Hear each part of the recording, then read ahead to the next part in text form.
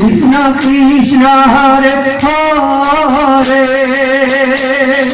হরে রাম রাম রাম হরে হরে হরে কৃষ্ণ কৃষ্ণ কৃষ্ণ হরে হরে হরে রাম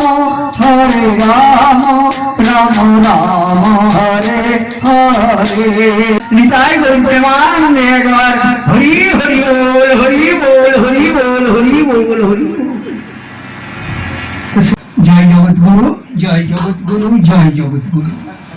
সুতুর গ্রামে হৈমবতী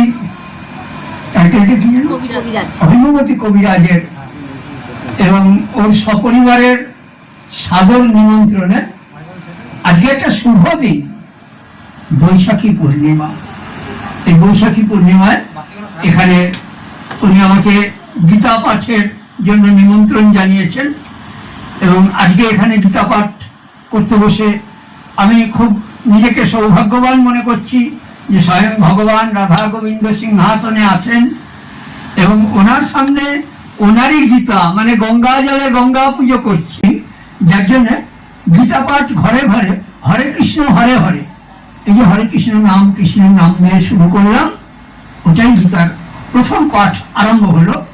এবং আমি সবাইকে অনুরোধ করব সময় মতন নিজের নিজের ঠাকুর ঘরে অন্তত একটা পাতা করে না হলেও অন্তত একটা করে শ্লোক ও গীতার যদি প্রতিদিন কেউ পাঠ করে তার জীবনের পরিবর্তন এসে যায়। জগৎগুরু বলছেন ভগবদ গীতা কিঞ্চিদধীতা গঙ্গা জলরব কণিকা পীতা সকৃদপি যস্য মুরারি সমরচম তস্য যমকিং কুরুতে চরচম। জগৎগুরু শঙ্করাচার্য বলছেন ভগবদ গীতা কিঞ্চিত অধীতা, যদি কেউ রোজ একটা করে লাইনও এই গীতা পাঠ করে, ভগবদ গীতা কিঞ্চিত অধীতা গঙ্গা জলরব কণিকা পীতা, তার ধারে কাছে গঙ্গা নেই, সে গঙ্গা স্নান করতে পারছে না, রোজ যদি এক কণা করেও গঙ্গা জল সে একটু করে জিভে ছিটায় পান করে, গঙ্গা জলরব কণিকা পীতা, রোজকার দৈনন্দিন প্রতিটা কর্মের নিঃশ্বাসে প্রশ্বাসে সে যদি মুরারির নাম স্মরণ করে, প্রতি মুহূর্তে মুরারির চর্চা করে, তাহলে কিন্তু যমকিং করতে চর্চা, যম তার কিছু করতে পারে না, সে শান্তিতে গোবিন্দর চরণ প্রাপ্তি হয়। না হলে প্রাপ্তে সন্নিহিত মরণে নাহি নাহি রক্ষতি দুঃখিং করণে। হে মূল মানুষ, তুমি কি দেখছো না ওই সাপ যেমন ব্যাংকে ধরে, ব্যাংক একটু কোয়াক করে আওয়াজ করে, খানিক্ষণ পর সাপও চুপ ব্যাংও চুপ, ব্যাংক মনে করলো আমি চুপ ভালোই আছি, আবার যেই সাপ একটু খেলছে ব্যাংক আবার কোয়াক করছে।